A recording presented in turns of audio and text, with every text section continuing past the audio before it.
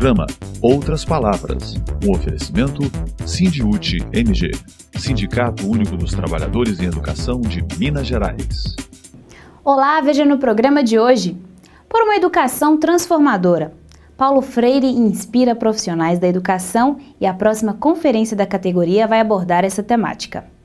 Classe Trabalhadora fala de perdas e retrocessos e reforça as mobilizações de rua para conter esse governo.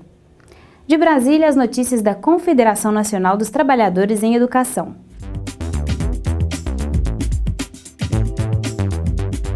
Educação em debate.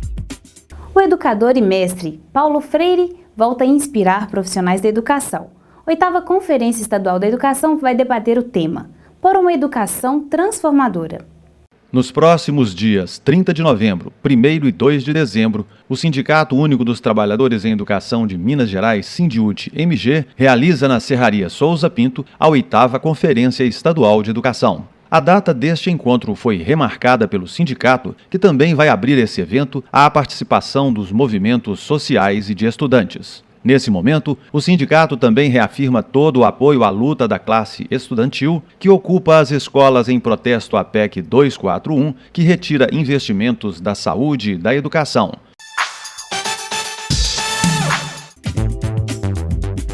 Atualidade.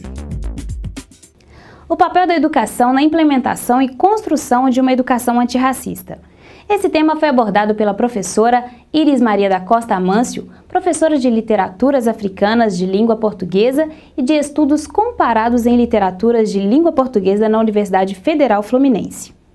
Uma aula sobre a importância da leitura de textos literários. A professora Iris Amâncio, durante o encontro com os educadores, abordou também sobre a Lei 10.639 de 2003, que institui a obrigatoriedade do ensino da história afro-brasileira e africana nas escolas.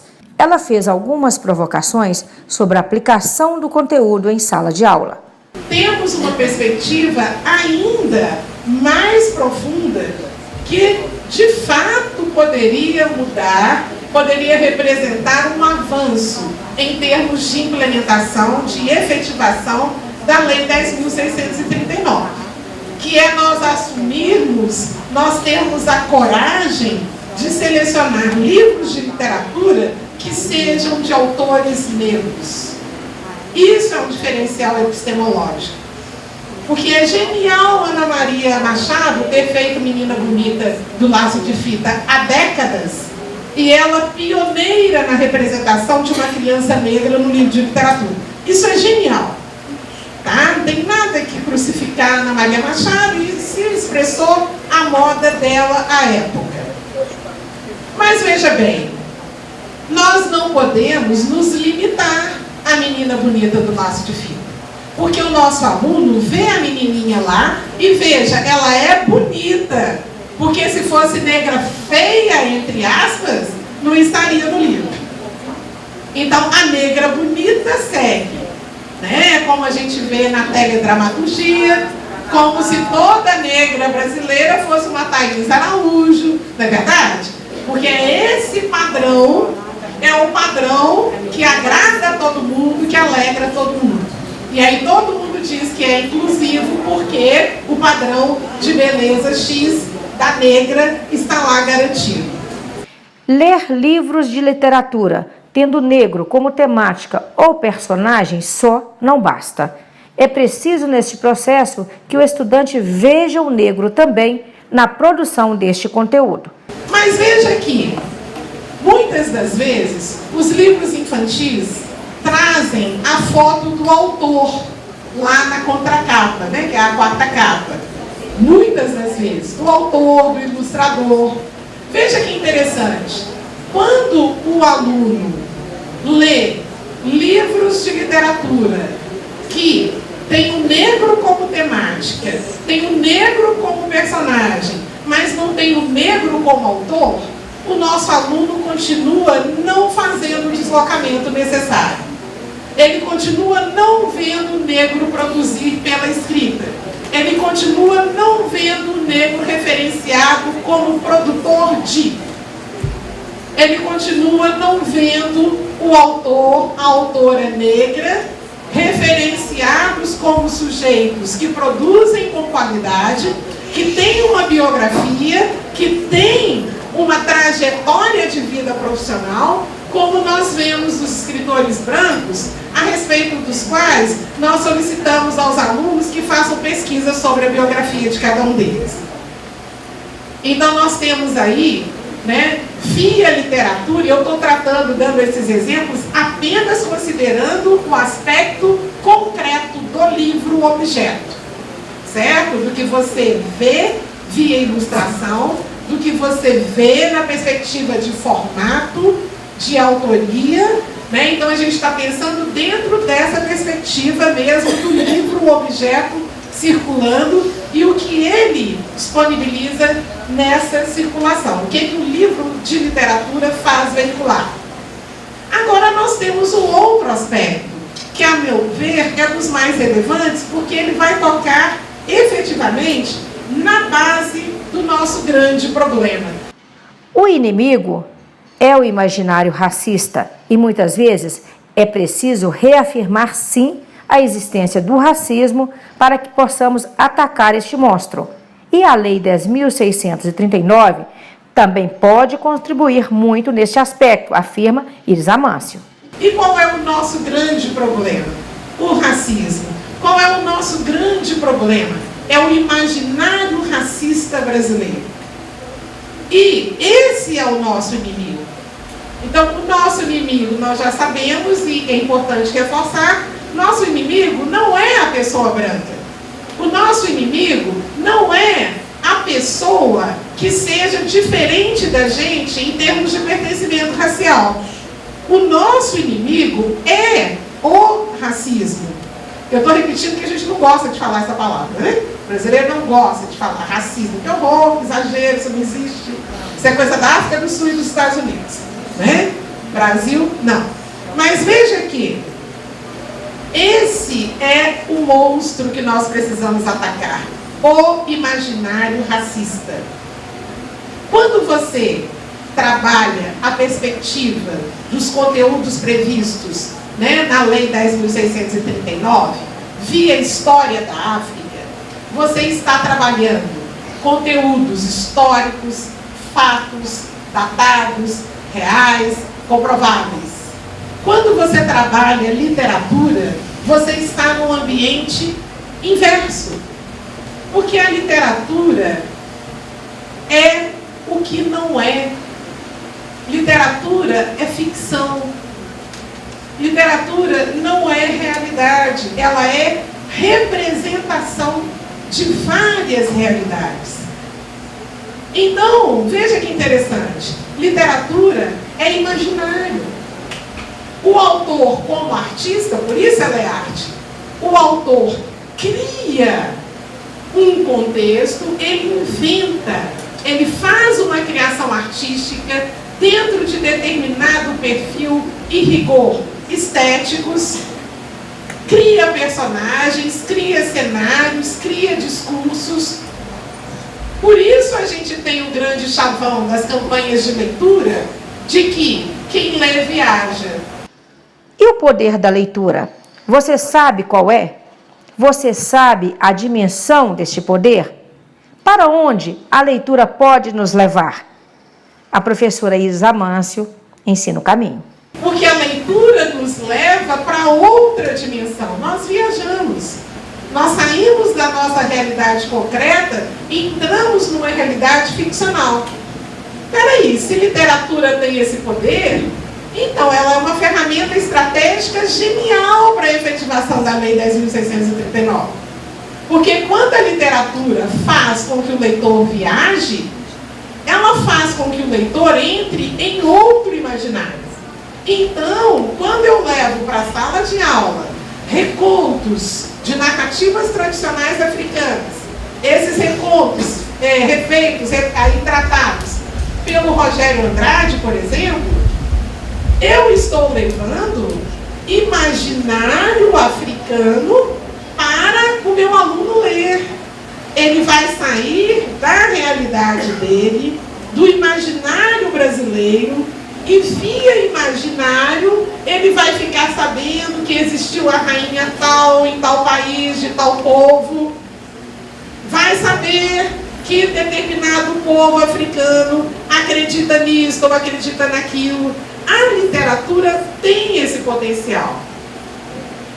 Meu argumento, muitas das vezes, como mulher negra, ativista, tá, das relações raciais e das relações de gênero, muitas das vezes o meu argumento não vai ter esse efeito. Nós, brasileiros, efetivamente não lemos.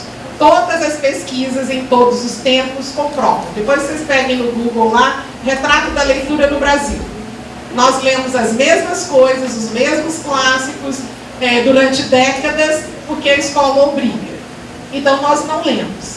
Mas nós temos um diferencial. Nós adoramos o livro. Nós achamos livro lindo. Nós achamos linda a cena de uma pessoa lendo. Nós achamos maravilhoso ter livro em casa, na estante, ficar lá enfeitando, mas tem. Lá nos anos 70, 80, era genial, as famílias, e olha que grande parte das famílias de baixa renda, elas juntavam dinheiro e pagavam prestações para ter uma Barça, uma enciclopédia. Era o máximo ter isso em casa. E a gente fazia pesquisa das enciclopédias e a gente lia, não é verdade? E o livro sempre foi um valor, porque ele sempre foi um bem. No imaginário brasileiro, ele é um bem. Nós não temos mais desculpas para não efetivarmos, para não implementarmos a Lei 10.639 nos nossos ambientes de educação. A educação pode reverter esse quadro? Pode. Inclusive porque esse quadro foi instaurado tão radicalmente no Brasil via educação. Nós todos sabemos muito bem que o braço direito dos colonizadores portugueses era a Companhia de Jesus. Companhia de Jesus significa, na prática, educação jesuítica. Companhia de Jesus significa, hoje, esses inúmeros colégios jesuítas que nós temos pelo Brasil afora, de excelente qualidade. Então foi preciosa a implantação do imaginário racista pela Companhia de Jesus, pelo projeto colonizatório, civilizatório, segundo eles, português. Então, a educação é a principal ferramenta contra isso. E nesse contexto, eu deixo como recomendação para vocês leitura de textos literários. Imaginário, nós combatemos com outros imaginários. A ficção tem um poder excelente. Quando nós vamos ao cinema, assistimos a um filme, como isso muda a cabeça da gente, balança a cabeça da gente. Com o livro de literatura, também. Mas aí nós temos, e aí vou colocar o pé no chão, né? Eu sonho, mas o pé fica no chão. Nós temos 2 desafios, pelo menos. Como trabalhar o livro de literatura se nós brasileiros somos de uma história de quem não lê? Segundo, como trabalharmos o livro de literatura que efetivamente vai trazer a implantação da Lei 10.639 se nós não selecionamos, nós não indicamos para as listas livros de literatura de autoras e de autores negros. Muito obrigada. Momento CUT Minas.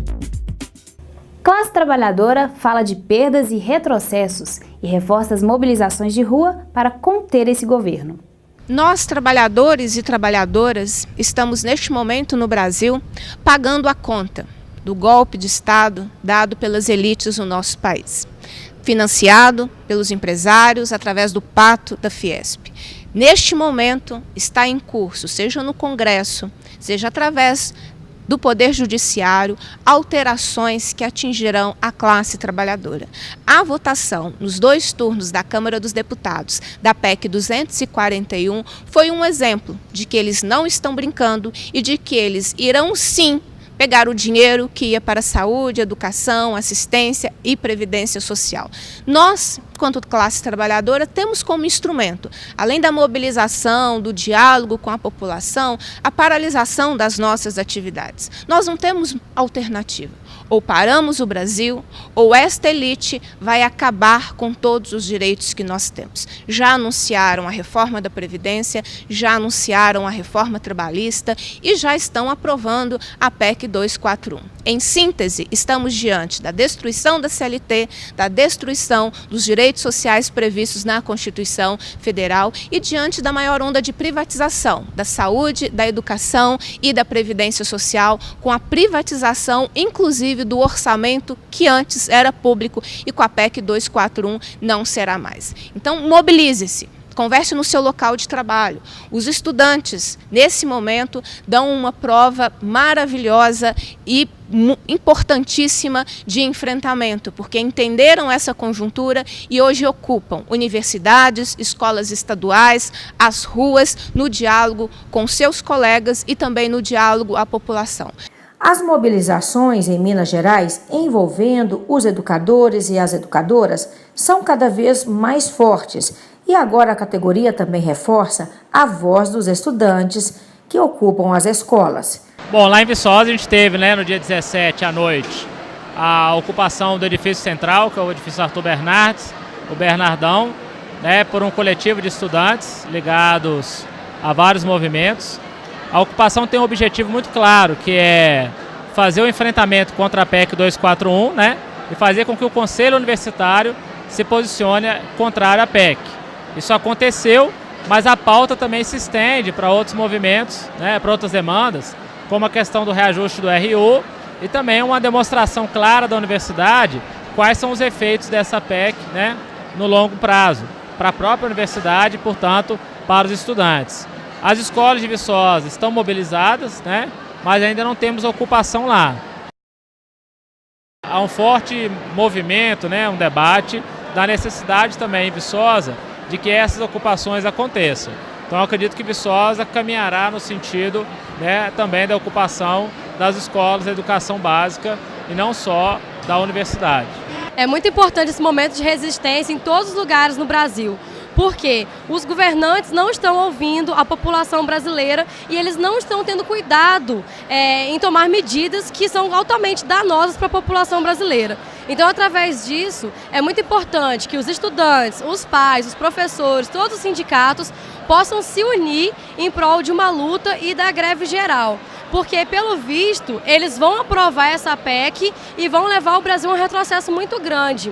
Então é o momento de ocuparmos as ruas, sim, ocuparmos as escolas, as universidades e todas as instâncias sociais que nós compomos.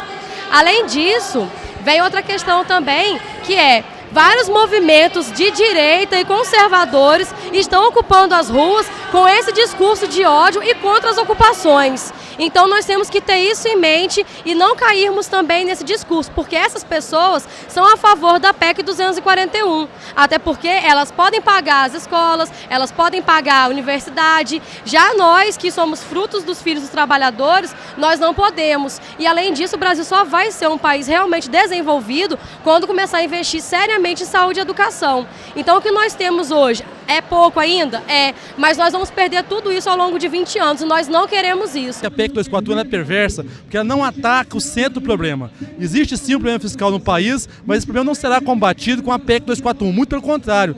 A PEC 241 irá acirrar o problema na medida que vai congelar os investimentos em saúde, educação e outras áreas sociais pelo prazo de 20 anos. Se nós temos já hoje escolas precárias caindo aos pedaços, imagina 20 anos sem aumento dos investimentos, 20 anos sem aportar recursos, será o caos total. Então, por conta disso, por defender a escola pública de qualidade, é que nós somos contra a PEC 241 e vamos lutar até o fim para reverter esse retrocesso que esse governo golpista está querendo nos impor goela abaixo. Professor, por que a PEC 241 é ruim para o estudante e para os educadores? Você imagina, hoje, com as parcas verbas que existem, a escola já carece de vários problemas. Nós só temos 51% das escolas estaduais, por exemplo, que tem quadra coberta. Então, com o investimento em educação congelado por 20 anos, com o mesmo patamar que nós temos hoje, nós vamos chegar ao momento de não ter merenda escolar, de não ter livro didático, de não construir mais nenhuma quadra, nenhuma escola, de não ter nenhum laboratório, de não ter livro para as bibliotecas. de ter um salário de professor ainda mais achatado, desestimulando o trabalho. Então, universidades fechadas. Então, nós achamos que é muito grave a PEC 241 e a reforma do ensino médio também está colocada. Então, nós temos que lutar para impedir que ela seja aprovada e que ela seja encaminhada. Ir para as ruas nesse momento é fundamental. É de fora para dentro que nós vamos pressionar para que este Congresso, na maioria constituído por homens brancos, velhos, ricos e corruptos, não ataquem os direitos da classe trabalhadora, porque este Congresso, com essas características, não nos representa. E temos que gritar isso cada vez mais alto, ocupando todos os espaços para fazer esse enfrentamento.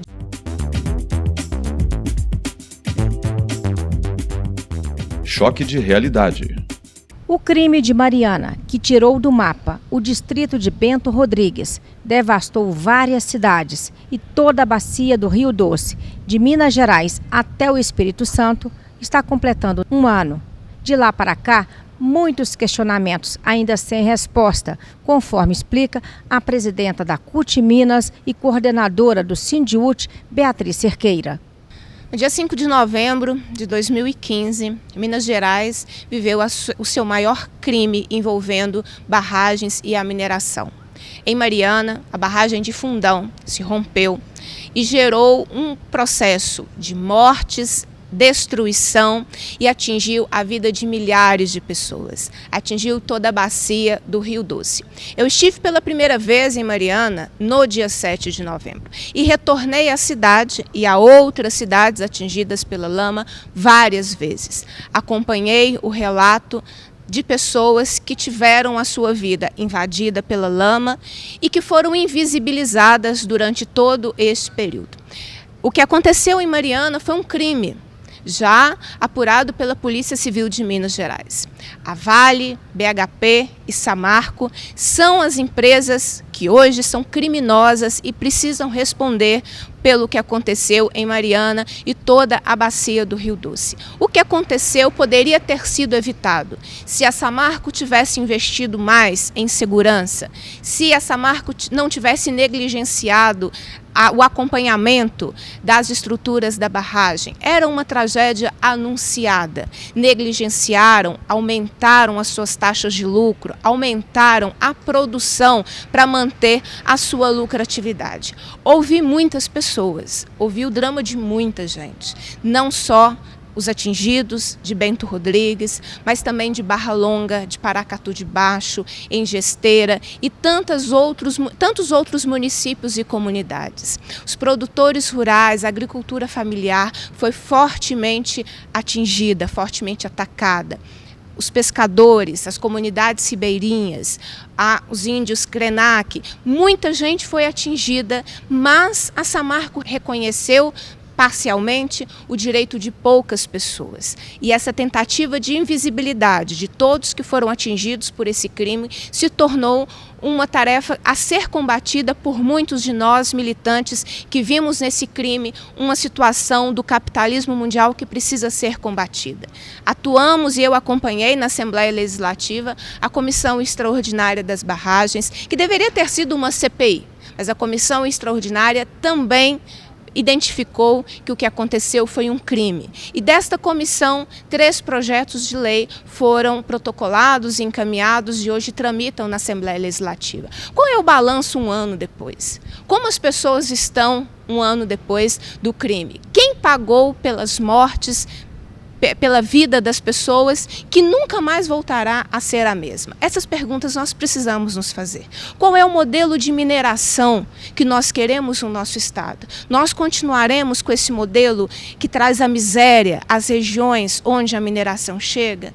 Nós continuaremos com um modelo que está acima da vida? Nós continuaremos com um modelo de mineração que financia os políticos e, consequentemente, nós temos políticos que fazem a proteção à mineradora? Esse debate também é importante que seja feito em Minas Gerais. Nós não podemos deixar que as nossas riquezas sejam exploradas acima da vida. Nós precisamos ter um balanço de que todo esse crime e essa tragédia nós tenhamos tido repercussões de modo a mudar a legislação e de modo que a vida esteja em primeiro lugar. Hoje, em Minas Gerais, a vida não está em primeiro lugar pela legislação e pelo comportamento das autoridades. Temos muito o que denunciar, muito o que acompanhar e, principalmente, não esquecer o crime da Vale, Samarco e BHP em Mariana, em Gesteira, em Paracatu de Baixo, em Barra Longa, na bacia do Rio Doce, que atingiu os índios Krenak e todos que foram atingidos pela lama. Continuemos na luta e continuemos a denúncia de que esta mineração não nos atende, que este modelo econômico, que Minas Gerais não protege as suas comunidades, os seus trabalhadores e trabalhadoras, também não nos atende. Continuemos na luta, na denúncia e no enfrentamento para que outro modelo de mineração possa ser discutido no nosso estado, que esteja a serviço da população e não tire dos povos a água, a sua soberania, como hoje acontece em todo lugar em que nós temos a mineração. Continuemos na luta, na denúncia e continuemos nos sentindo todos atingidos pela lama criminosa da Vale, Samarco e BHP. E também é importante lembrar do crime da Vale, Samarco e BHP em memória daqueles que morreram, dos 19 trabalhadores e pessoas da comunidade de Bento Rodrigues que morreram, da jovem que abortou na lama e de todos que tiveram a sua vida de alguma forma atingida por essa lama. Lembrar das famílias destes mortos e que nós continuemos chorando pelos mortos da lama criminosa da mineração. Momento CNTE. De Brasília, as notícias da Confederação Nacional dos Trabalhadores em Educação. Com o tema O papel do especialista, do coordenador e do pedagogo na escola atual, a CNTE realiza em Brasília o Seminário Nacional do Departamento de Especialistas da Confederação. O período da manhã iniciou com a mesa Identidade do Pedagogo e a construção do projeto político-pedagógico, dirigida pela professora Aparecida Reis Barbosa. Entendo que o pedagogo é o profissional que articula o trabalho pedagógico na escola. E que, embora pareçam questões distintas, a função do pedagogo e o PPP, elas dialogam e se vinculam. O PPP é a alma da escola, é aquilo que a gente entende que unifica o conjunto dos trabalhadores que ali estão na escola e todos os segmentos da escola. Na segunda mesa de debates sobre as relações de trabalho na escola e a ação sindical, a professora Wanda do Pilar falou sobre a consciência de unidade que os profissionais devem ter. Essa consciência ela só vai se dar realmente no dia a dia da escola, no nosso entendimento, né? Porque aqui na escola que se dão essas relações de trabalho entre profissionais de diferentes funções, mas que somos todos trabalhadores e trabalhadoras em educação. Então, nesse sentido, o sindicato ele atua firme nessa intervenção, nessa conscientização, num processo de formação. Instalado em 1995, o Departamento de Especialistas em Educação da CNTE tem se dedicado a debater a atuação dos profissionais das áreas de administração, planejamento e orientação educacional, lutando pela unificação dos direitos dos trabalhadores da escola pública do Brasil. À tarde, os participantes do seminário se uniram a outros trabalhadores numa grande mobilização no Congresso Nacional contra a aprovação do PL 257. Nós, na verdade, estamos aqui contra a votação do PL 257, que é o projeto de renegociação da dívida dos estados, e nele incluíram vários itens sobre os servidores públicos, municipais, estaduais e federais. E nele, inclusive, impõe arroxo salarial, impedimento dos governadores darem reajuste salarial. Nós não temos nenhuma contrariedade que o governo federal aprove uma lei renegociando a dívida dos estados. Nós não temos nenhum problema quanto a isso. O que não pode, que nesta negociação tenha condicionantes de impedir aumento salarial para os servidores públicos. Quem luta, educa.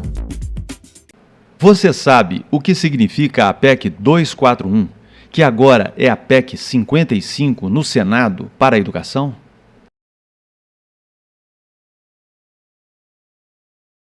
Você sabe como ficarão as escolas com essa PEC?